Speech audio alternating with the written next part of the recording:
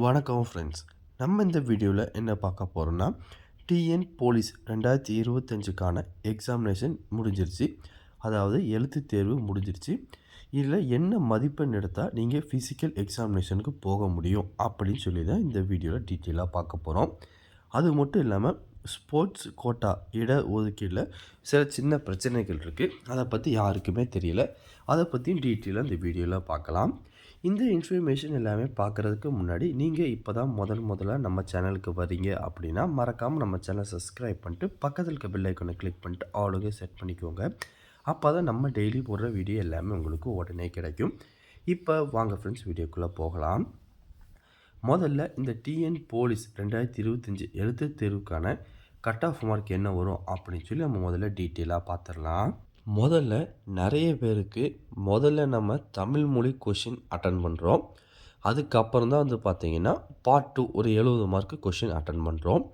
நிறைய ஃப்ரெண்ட்ஸ் பார்த்திங்கன்னா முதல்ல ஒரு நான் 30 மார்க் எடுத்திருக்கேன், ரெண்டாவது இதில் ஒரு 40 மார்க் எடுத்திருக்கேன், மொத்தம் 70 மார்க் இருக்குது, எனக்கு கட் ஆஃப் வருமா அப்படின்னு கேட்டுட்ருக்காங்க.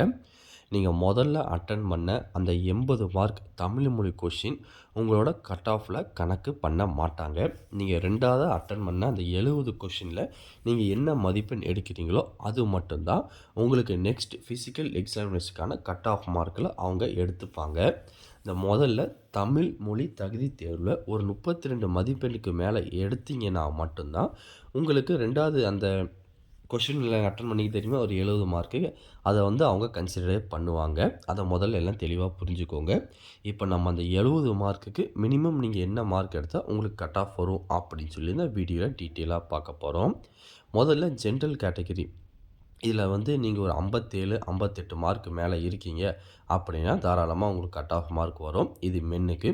இதே ஃபீமேலுக்கு பார்த்தீங்கன்னா 52 53 இருந்தால் போதும், அவங்களுக்கு கட் ஆஃப் மார்க் வந்துடும். அதே பிசி எம்பிசி இந்த ரெண்டுக்குமே பார்த்திங்கன்னா சேமாக தான் இருக்கும்.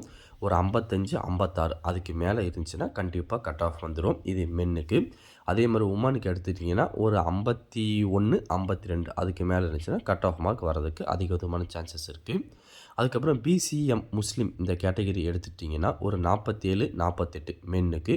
உமனுக்கு பார்த்தீங்கன்னா 39 40 அதுக்கு மேலே மதிப்பெண் இருந்தாலும் போதுமானது, அவங்களுக்கு கண்டிப்பாக கிடச்சிரும். அதுக்கப்புறம் எஸ்சின்னு பார்த்தீங்கன்னா எஸ்சி எஸ்டி ரெண்டுக்குமே சேமாக தான் மதிப்பெண் வரும். ஒரு 54 55 மென்னுக்கும் ஒரு 51 52 உமனுக்கு இருந்தால் போதும், இவங்களுக்கு பார்த்தீங்கன்னா கட் ஆஃப் மார்க் வந்துடும். எஸ்டிக்கு பார்த்தீங்கன்னா ஒரு 54 இல்லை ஒரு 53 கிட்ட இருக்கீங்க, அதுக்கு மேலே மதிப்பெண் இருக்கா போதுமானது மென்னுக்கு. அதே ஃபீமேலுக்கு எடுத்துக்கிட்டிங்கன்னா 49 50 மதிப்பெண் இருந்தால் போதுமானது, அவங்களுக்கு கட் ஆஃப் மார்க் வந்துடும். அதுக்கப்புறம் இந்த ஸ்போர்ட்ஸ் கோட்டாவில் நிறைய விதமான சின்ன சின்ன பிரச்சனைகள் இருக்குது. அது நிறைய பேருக்கு தெரியுதில்லை. ஏன்னா பார்த்தீங்கன்னா மொத்தமாக நமக்கு இதில் 3644 வேக்கன்சி மட்டும் தான் அனௌன்ஸ் பண்ணியிருக்காங்க. இதில் பார்த்தீங்கன்னா 2.25 லட்சம் கேண்டிடேட் எக்ஸாம் எழுதியிருக்காங்க. இதில் எக்ஸாம் எழுதுறது 1:5 ரேஷியோவில் மட்டும்தான் கேண்டிடேட்டை செலக்ட் பண்ண போகிறாங்க. அதாவது பிஇடிக்கு மொத்தம் 18,000 கேண்டிடேட்டு மட்டும்தான் அவங்க கால்ஃபர் பண்ண போகிறாங்க. அதிலிருந்து அவங்க 3644 கேண்டிடேட்டை மட்டும்தான் ஃபைனலிஸ்ட் பண்ணுவாங்க.